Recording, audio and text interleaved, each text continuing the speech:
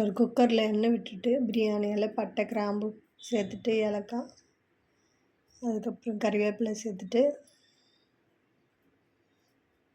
அரைச்சி வச்ச வெங்காயத்தை சேர்த்துட்டு, இஞ்சி பூண்டு பேஸ்ட் சேர்த்துட்டு, அப்புறம் அரைச்சி வச்ச தக்காளியை சேர்த்துக்கலாம்.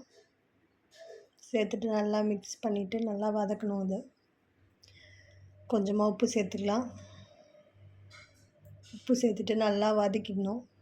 வதங்கின அப்புறம் மிளகாய்த்தூள் ஒரு ஸ்பூன் சேர்த்துட்டு நல்லா மிக்ஸ் பண்ணிக்கலாம். அதையும்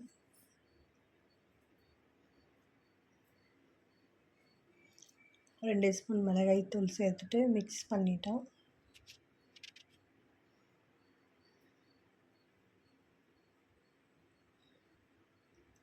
நல்லா வதங்கணும். எண்ணெயிலே அந்த மிளகாய், அப்புறம் மஞ்சத்தூள் கொஞ்சமாக சேர்த்துக்கிறோம். அதையும் நல்லா மிக்ஸ் பண்ணிவிட்டு,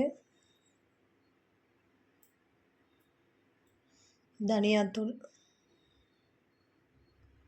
சேர்த்துட்டு நல்லா அதையும் மிக்ஸ் பண்ணிக்கிறோம். அப்புறம் கறி சேர்த்துக்கலாம்.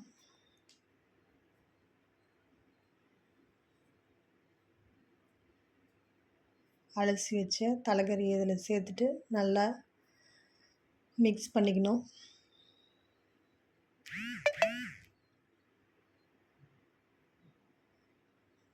மிக்ஸ் பண்ணதுக்கப்புறம் தண்ணி விட்டுக்கலாம். அரைச்சி வச்ச தேங்காய் விழுதை சேர்த்துட்டு